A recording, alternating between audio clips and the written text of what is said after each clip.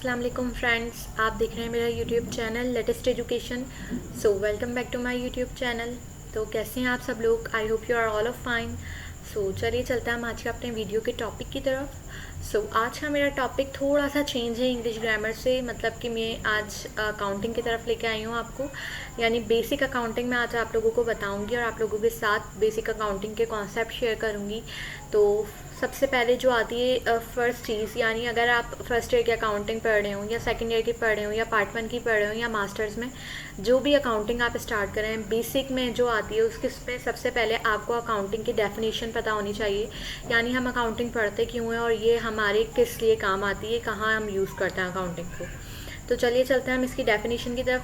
First of all, the American Accounting Association define is, यानी accounting American एक association है जिसने अकाउंटिंग को डिफाइन किया है। उसके मुताबिक the process of identifying, measuring and communicating economic information and permit informed judgement and decision by user of the information. यानी अमेरिकन अकाउंटिंग एसोसिएशन ने जो बताया है वो हमें ये बताया है कि द प्रोसेस ऑफ आइडेंटिफाइंग, यानी किसी चीज़ की मेजरमेंट करना, किसी को आइडेंटिफाई करना इकोनॉमिक पॉइंट ऑफ व्यू के लिहाज से, और इन्फॉर्मेशन आपको प्रोवाइड करना और इसकी जजमेंट करना। Then decision by user of the information, then decision लेके वो यूज़र को आप इन्फॉर्म करना, उसको हम कहते हैं बेसिकली अकाउंटिंग। अगर सादा सादा जुमलों में कहें तो अकाउंटिंग एक मतलब जो है आर्ट है। आर्ट मीन्स यानी इसमें आपको क्लासीफाई किया जाता है, क्लासिफिकेशन की जाती है, जजमेंट की जाती है, और मतलब जो है आपको अकाउंटिंग आपकी मतलब जो है बिज़नेस में बहुत ज़्यादा यूज़ होती है। मतलब जो है आपकी बिज़नेस में टोटली, अगर आपने कोई कंपनी मतलब आप कोई कंपनी के मालिक हैं या कंपनी के मैनेजर हैं, तो आपको अकाउंटिंग में कमांड होनी चाहिए, लाजमी परफेक्शन तो होनी चाहिए अगर कमांड ना हो।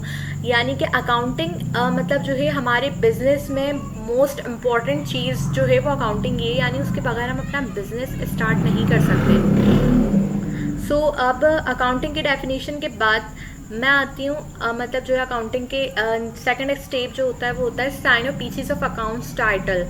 यानी जिस चीज़ पर, जिन अकाउंट्स टाइटल पे हमारी अकाउंटिंग मतलब जो है बेस करती है, वो मैं आपको बताती हूँ। Sign of pieces of accounts title, there are 5 sign of pieces of accounts title: assets, expenses, revenues, liabilities and owners equity, यानी ऑनर्स कैपिटल जो भी आप कहते हैं।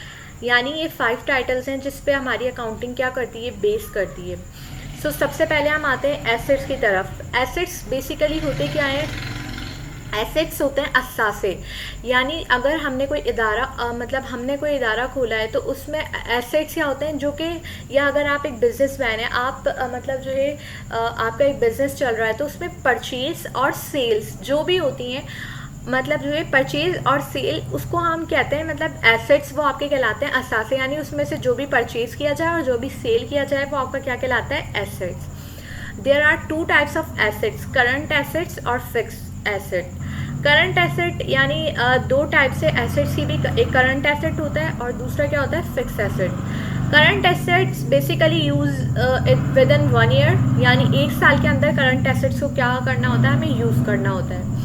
सबसे पहले अगर आप कोई भी बिज़नेस स्टार्ट करते हैं तो उसमें आपके पास टोटल मतलब जो एक कैश जो आपके पास होना चाहिए, यानी कि आपका कैश सबसे पहले मायने रखता है। यानी अगर आप पार्टनरशिप कर रहे हैं या सोल प्रोप्राइटरशिप कर रहे हैं या फिर अगर आप एक कंपनी खोल रहे हैं, तो उसमें आपका कैश सबसे ज़्यादा देखा जाता है। पहली बात तो ये कैश आपका in hand, cash in hand मतलब आपके हाथ में कितना कैश है, देन कैश इन बैंक, यानी आपने डिपॉजिट कितना कराया है।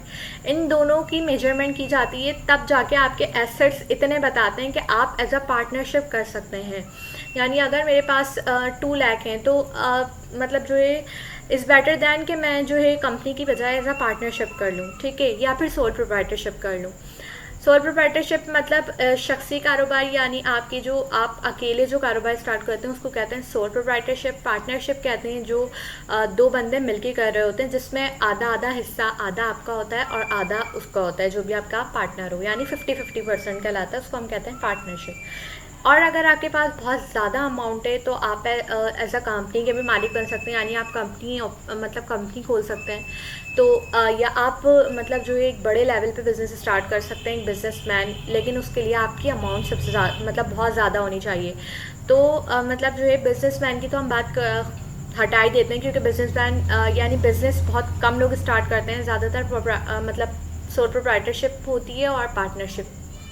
तो इसके लिए लेकिन करंट एसेट जो मैं आपको बता रही हूँ वो एज अ बिजनेस के लिए यूज़ करते हैं, यानी बिजनेस में जो सेल्स और परचेज होती हैं उसको हम क्या कहते हैं, एसेट्स। और करंट एसेट हमारे यूज़ विद इन 1 ईयर, यानी 1 ईयर में हमें यूज़ करने होते हैं। सो आपके कैश इन हैंड और कैश इन बैंक, यानी बैंक में आपके जितनी भी अमाउंट डिपॉजिट की गई हो उसको हम कहते हैं कैश इन बैंक, या मतलब बैंक में आपकी जितनी भी मतलब अमाउंट ट्रांसफ़र होती है। नेक्स्ट आता है अकाउंट रिसीवेबल। अकाउंट रिसीवेबल मतलब आपने जितना भी अकाउंट रिसीव, यानी आपने जितनी भी मतलब जो है अमाउंट रिसीव की है उसको हम कहते हैं अकाउंट रिसीवेबल, यानी आपके अकाउंट में ट्रांसफ़र की गई अमाउंट और आपने उसको रिसीव कर ली, उसको हम कहते हैं अकाउंट रिसीवेबल। या फिर आपकी गुड्स रिसीवेबल भी होती हैं, यानी आपने कोई गुड्स आपने रिसीव की हो, आपको कोई किसी ने मतलब जो है आपने अब्रोड या फिर बाहर मुल्क से आपने ऑर्डर किया हो और आपकी वो गुड्स आपने रिसीव की हो, तो उसके लिए भी हम यूज़ कर लेते हैं गुड्स रिसीवेबल या अकाउंट रिसीवेबल। देन आता है एडवांस टू सप्लायर। नेक्स्ट आता है पेटी कैश फंड। पेटी कैश फंड मतलब जो है आपका एक कैश ही होता है, और जो है ये मतलब कि आपने जो है एडवांस में जो रकम रखी हुई होती है या फिर उसको मतलब जो है एडवांस में जो ली होती है उसको हम कहते हैं पेटी कैश फंड। नेक्स्ट आता है मर्चेंडाइज इन्वेंट्री। मर्चेंडाइज इन्वेंट्री आपकी वही होती है, कोई ख़ास नहीं होती, यानी आपकी जो मर्चेंडाइज होती हैं या गुड्स होती हैं उसके लिए हम यूज़ करते हैं। नेक्स्ट आता है accrued income. Accrued income basically होती है आपकी एडवांस में जो आपने मतलब जो अमाउंट हासिल की होती है उसको हम कहते हैं एक्रूड इनकम, या फिर एडवांस फ्रॉम कस्टमर, यानी आपने कोई भी मतलब जो ये चीज़ एडवांस में ली हो उसको हम कहते हैं एक्रूड इनकम। प्रीपेड का भी यही है, प्रीपेड में भी यही होता है कि आपने जो भी मतलब जो है एडवांस में ले लियो, आपने रेंट पे करना है लेकिन आपने एडवांस में उसको 1 ईयर का दे दिया है कि मैं 1 साल का आपको मतलब जो है रेंट दे रहा हूँ, तो उसको लिए हम क्या यूज़ करते हैं, प्रीपेड रेंट एक्सपेंसेस। ये एक्सपेंस में भी आता है आपका और ये करंट एसेट भी कहलाता है आपका। नेक्स्ट आते हैं सप्लाईज। सप्लाईज तो सबको बताऊंगी, जो भी अगर आप एक बिजनेस स्टार्ट कर रहे हैं तो आपकी बिजनेस की जो भी प्रोडक्ट हो उसको हम कहते हैं सप्लाईज। और नेक्स्ट आता है मार्केटेबल सिक्योरिटी, यानी अगर आपने एज अ बिजनेस मैन है तो आपको अपने बिजनेस के लिए सबसे पहले मार्केटेबल सिक्योरिटीज़ भी सबसे पहले चाहिए होती हैं, यानी जब आपके पास सिक्योरिटी होगी तभी तो आप एज अ बिज़नेस मतलब जो है स्टार्ट कर सकते हैं, और एक अच्छे लेवल पे तो मतलब जो है लाजमी तौर पर ये ज़रूरत होती है मार्केटेबल सिक्योरिटी की। नेक्स्ट आता है fix asset. Fix asset use with in मतलब जो है आप 1 साल से ज़्यादा इसे यूज़ कर सकते हैं। करंट एसेट तो क्या था कि आपको यूज़ विद इन 1 ईयर करना था, यानी 1 साल के अंदर इसको हम यूज़ करते हैं, इसको तो हम मतलब जो है 1 साल से ज़्यादा यूज़ कर रहे होते हैं, यानी यूज़ मोर देन 1 ईयर, यानी 1 साल से ज़्यादा जो हमारे एसेट्स यूज़ हो रहे हों उसको हम फिक्स एसेट कहते हैं। अब there are 2 types of fix asset. First आता है टेंजिबल फिक्स एसेट, नेक्स्ट आता है intangible fix asset. Tangible fix asset, tangible fix asset आपका आ जाता है land, building, plant, factory, equipment, furniture, machinery, vehicle या सॉफ्टवेयर। यानी टेंजिबल फिक्स एसेट का मतलब ये होता है कि आप इसको हाथ लगा सकते हैं यानी और देख भी सकते हैं, लेकिन इंटेंजिबल फिक्स एसेट हमारे क्या कहलाते हैं, उनको हम ना तो हाथ लगा सकते हैं और ना ही देख सकते हैं, यानी ना तो टच कर सकते हैं और ना ही सी कर सकते हैं, उसको हम कहते हैं इंटेंजिबल फिक्स एसेट। लेकिन टेंजिबल फिक्स एसेट को हम हाथ भी लगा सकते हैं।